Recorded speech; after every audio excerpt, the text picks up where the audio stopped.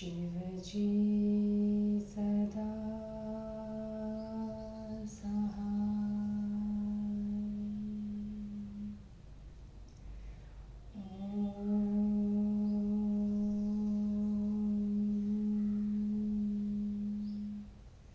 नमः शिवाय।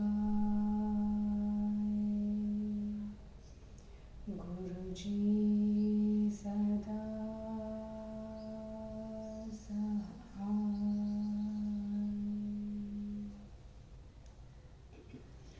जय गुरुजी।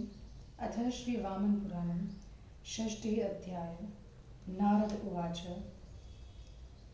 क्व गतः शङ्करो ह्यासीद्येनां वा नन्दिना सह अन्धकं योधयामास एतन्मे वक्तुमर्हसि। पुलत्स्य उवाच। यदा वर्षसहस्रं तु महामोहे स्थितो भवन् तदा प्रभूतिनिस्तेजा क्षीणवीर्यः प्रदृश्यते। स्वमात्मानं निरीक्ष्याथ निस्तेजोऽहं महेश्वरः तपोर्थाय तथा चक्रे मतिमतां वरः। स महाव्रतमुत्पाद समाश्वास्याम्बिकां विभुं शैलादिं स्थाप्य गोप्तारं विचचार महीतलं महामुद्रार्पितग्रीवो महाकिकृतकुण्डलः धारयाणः कटिदेशे महाशङ्खस्य मेखलं कपालं दक्षिणे हस्ते सव्ये गृह्य कमण्डलुम् एकाहवासि वृक्षे हि शैलसानुनदिष्ठवतन् स्थानं त्रैलोक्यमास्थाय मूलाहारोऽम्बुभोजनः वाव्याहारस्तदा तस्थो नववर्षशतं क्रमात् ततो विटां मुखे क्षिप्य निरुच्छ्वासो भवद्यतिः विस्तृते हिमवत्पृष्ठे रम्ये समशिलातले ततो विटाविदार्येव कपालं परमेष्ठिनः साचिर्ष्मति जटामध्यन् निष्णः धरतीतले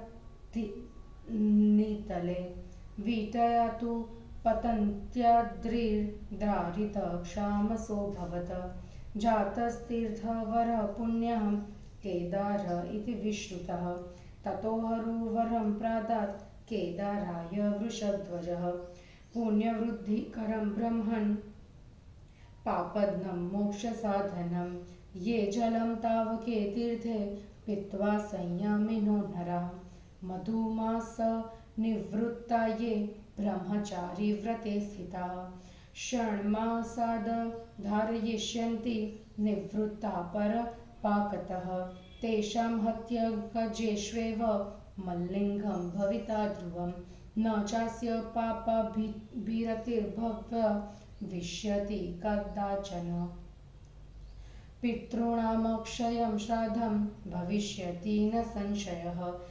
स्नानदानतपांसिह होमजप्यादिका क्रियाः भविष्यन्त्यक्षया नृणां मृतानाम पुनर्भवः एतद्वरं हरात् तीर्थ प्राप्य पुष्णाति देवता पुनाति पुंसां केदारस्त्रिनेत्रवचनं यथा केदाराय वरं दत्त्वा जगाम त्वरितो हरः स्नातुं भानुसुतां देवीं कालिन्दीं पापनाशिनीं तत्र स्नात्वा शुचिर्भूत्वा जगामाथ सरस्वतीं वृतां तीर्थशते पुण्ये प्लक्षजापां पापनाशिनीम् अवतीर्णस्ततः स्नातुं निमग्नश्व महांवसि द्रुपदां नाम गायत्रीं जजापान्तर्जले हरः निमग्ने शङ्करे देव्यां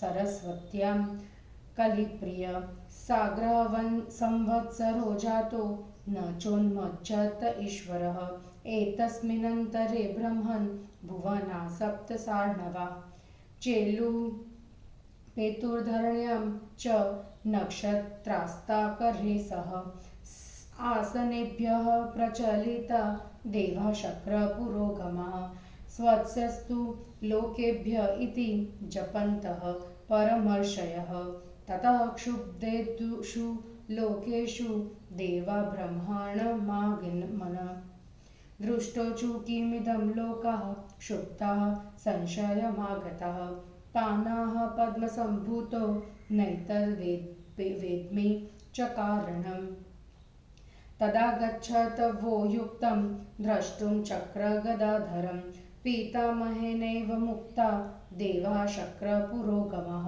पीतामहं पुरस्कृत्य मुरारी सदनं गता। नारद उवाच कोऽसौ मुरारिर्देवर्षे देवो यक्षो नु किन्नरः दैत्योराक्षसो वापि पार्थिवो वा तदुच्यताम्। पुलत्स्य उवाच योऽसौ रजः सत्त्वमयो गुणवांश्व तमोमयः निर्गुणः सर्वगोव्यापी मुरारिर्मधुसूदनः।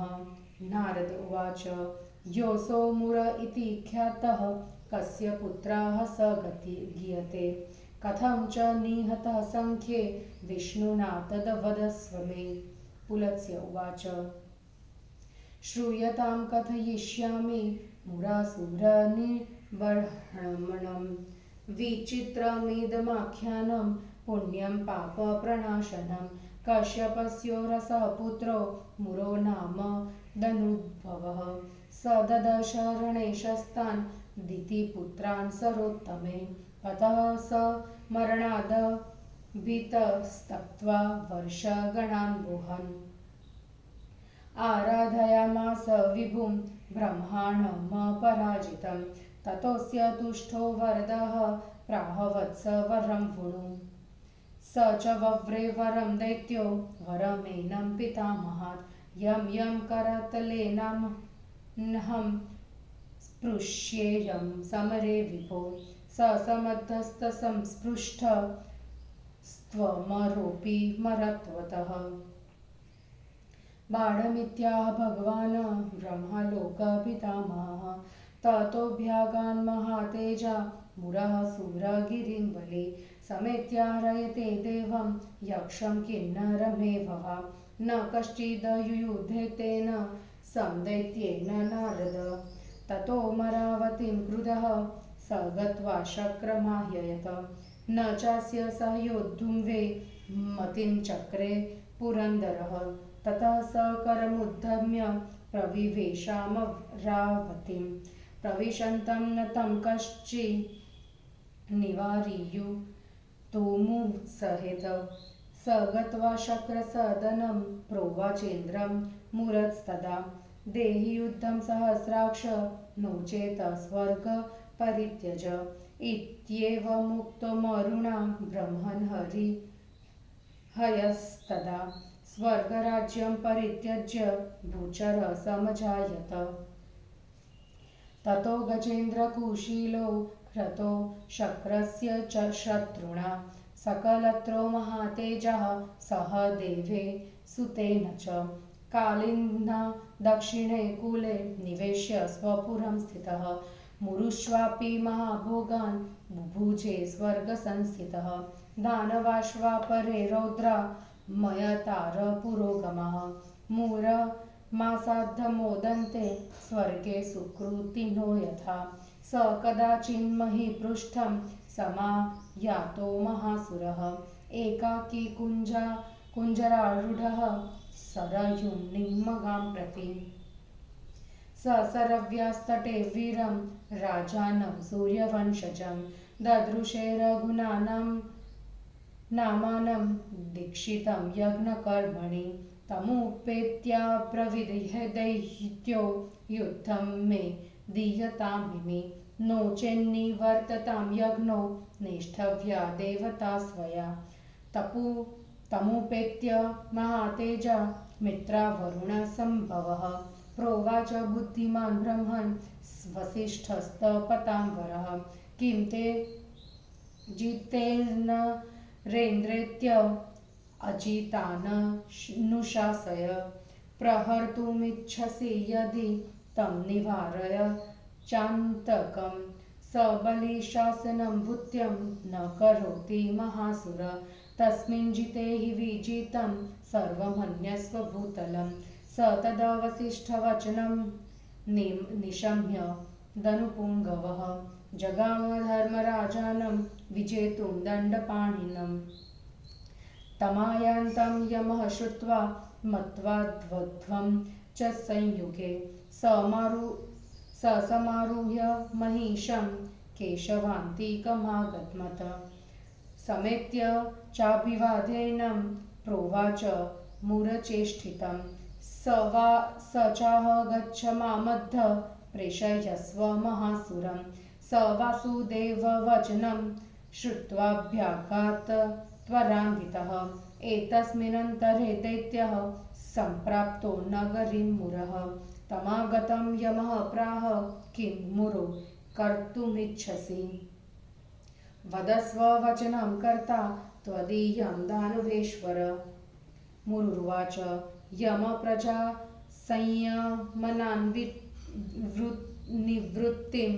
निवृत्तिं कर्तुमर्हसि नो चेत् तवाध चित्वा हम मूर्धनं पातये भुवि तमाह धर्मराज ब्रह्मन् यदि मां संयमात् भवन् गोपायति मुरौ सत्यं करिष्ये वचनं तव मूरस्तमाह भवतः कः संयन्ता वदस्व माम् अहमेनं पराजित्य वारयामि न संशयः यमस्तं प्राह मां विष्णुर्देवश्वक्रगदाधरः श्वेतद्वीपनिवासीयः स मां संयमते व्ययः तमाह दैत्यशार्दूलः क्वासो वसति दुर्जयः स्वयं तत्र गमिष्यामि तस्य संयमनो ततः तमुवाच यमो गच्छ क्षीरोदं धाम सागरं तत्रास्ते भगवान् विष्णुर्लोकनाथो जगन्मयः मुरस्तद्वाक्यमाकर्य प्राह गच्छामि केशवं किन्तु त्वया न तावद्धि संयम्या धर्ममानवः स प्राह गच्छ त्वां तावत् प्रवर्तिष्ये जयं प्रति संयन्वृता यथा स्याद्धि ततो युद्धं समाचर इत्येवमुक्त्वा वचनं दुग्धं भीमगमन्मुरः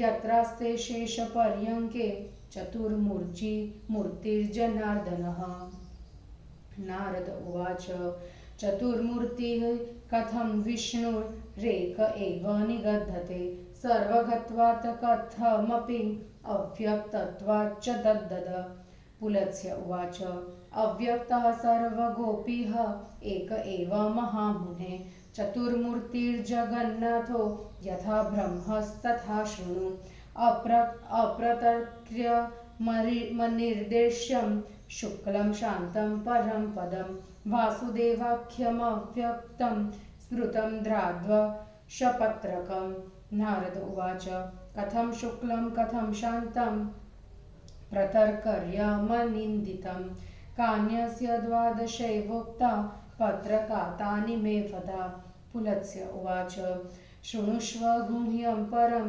परमेष्ठी प्रभाषितं श्रुतं सनत्कुमारेण तेनाख्यातं च तन्मम नारद उवाच कोऽयं सनत्कुमारेति यस्योक्तं ब्रह्मणा स्वयं तवापि तेन गदितं वद मामनुपूर्वशः पुलत्स्य उवाच धर्मस्य भार्याहिंसाख्या तस्यां पुत्र चतुष्टयं सञ्जातं मुनिशार्दूल योगशास्त्रविचारकं ज्येष्ठः सनत्कुमारो बुध द्वितीयश्व सनातनः तृतीयः सनको नाम चतुर्थश्व सनन्दनः सांख्यवेत्तारमरमपरं कपिलं वोढुमासुरीं दष्ट्वा पञ्चशिखं श्रेष्ठं योगयुक्तं तपोनिधिं ज्ञानयोगं न ते दद्धुर्जायां सोऽपि कनीयसां मानमुक्तं महायोगं कपिलादीनुपासतः सनत्कुमारश्वाभ्येत्य ब्राह्मणं कमलोद्भवं अपृच्छ्वद योगविज्ञानं तमुवाच प्रजापतिः। ब्रह्म उवाच कथयिष्यामि ते साध्य यदि पुत्रत्वमिच्छसि यस्य कस्य न वक्तव्यं तस्तत्यं नान्यथेतिः। सनत्कुमार उवाच पुत्र एवास्मि देवेश यथा शिष्यो स्मयं विभो न विशेषोऽस्ति पुत्रस्य शिष्यस्य च पितामहः। ब्रह्म उवाच विशेषः शिष्यपुत्राभ्यां विधते धर्मनन्दन धर्मकर्म समायोगो तथापि गदतः शृणु पुण्णान्नो नरकात्यात्री पुत्रस्तेनेह गीयते शेषपापहर शिष्य इति यं वैदिकी श्रुतिः। सनत्कुमार उवाच कोऽयं पुण्णामको देव नरकात्तात्रिपुत्रकः कस्माच्छेषं ततः पापं हरेच्छिष्यश्व तद्दद। ब्रह्म उवाच एतत् पुराणं परमं महर्षे योगाङ्गयुक्तं च सदैव यच्च तथैव चोग्रं भयहारिमानवं वदामि ते साद्य निशामयेन्नम्। हिंदी अनुवाद।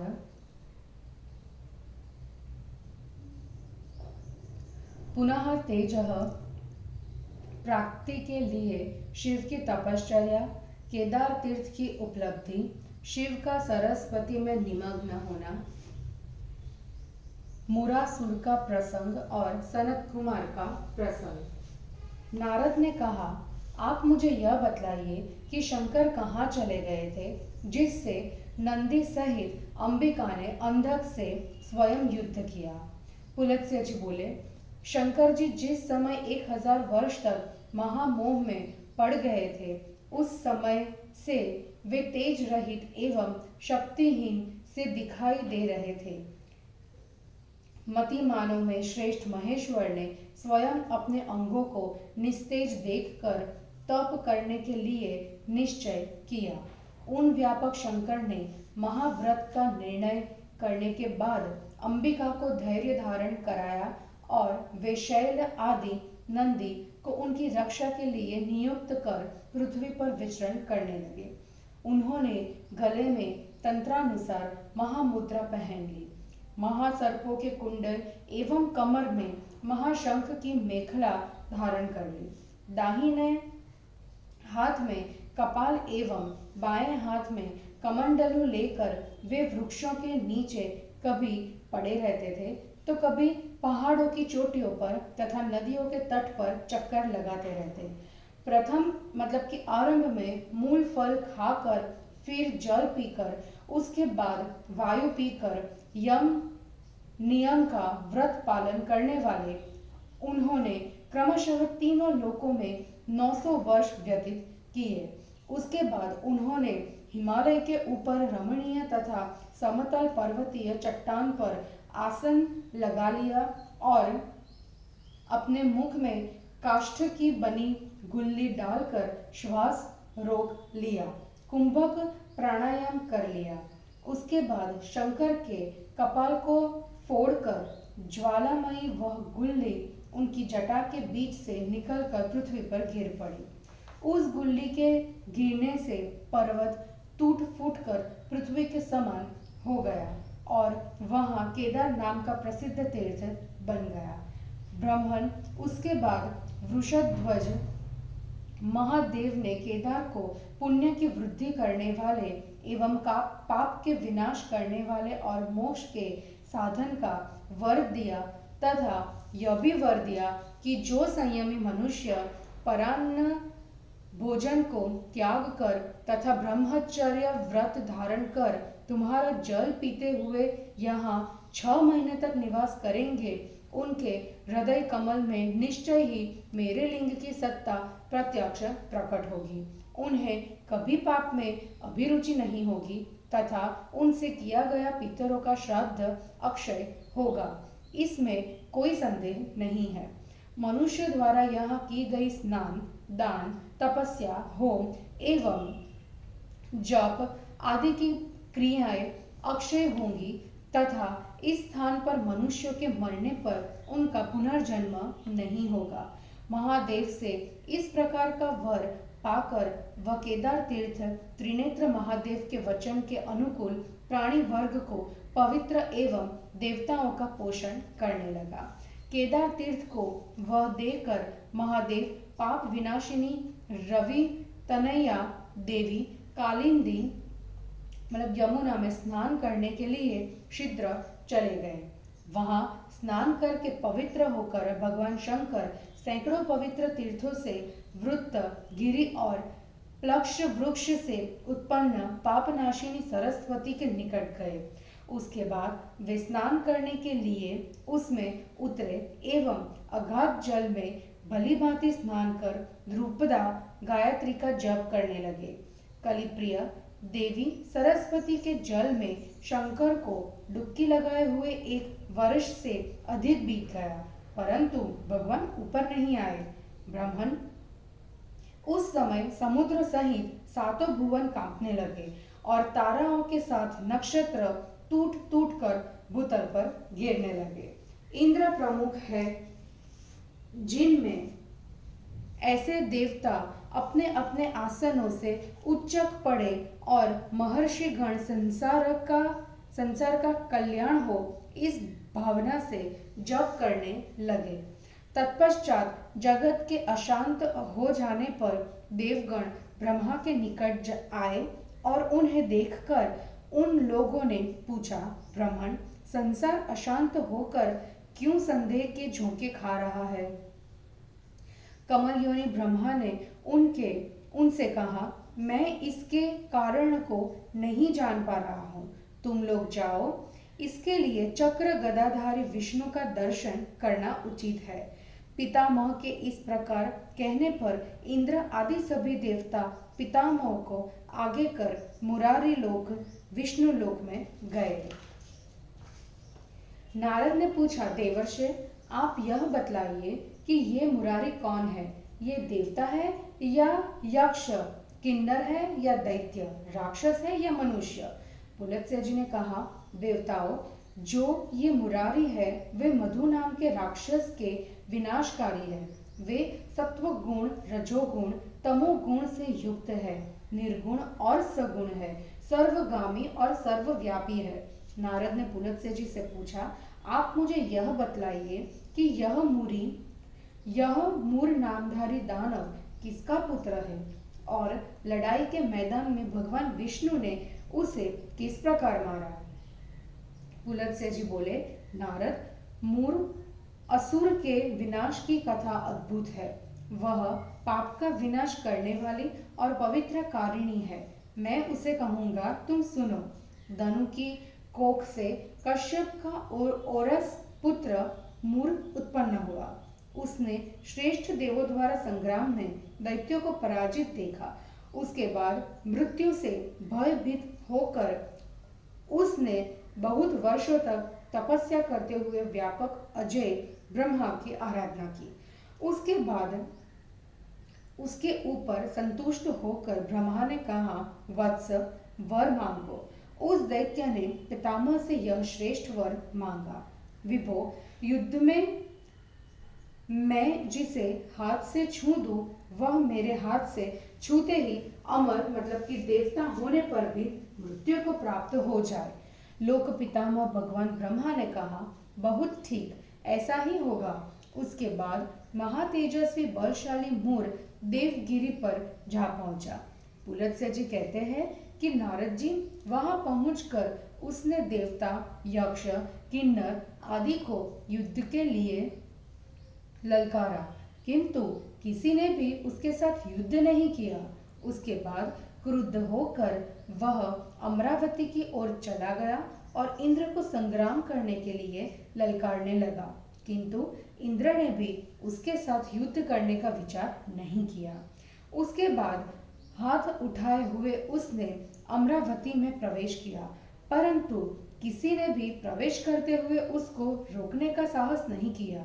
उसके बाद इंद्र के भवन में जाकर मूर ने इंद्र से कहा, सहस्राक्ष, मुझसे संग्राम करो, अन्यथा स्वर्ग को छोड़ दो।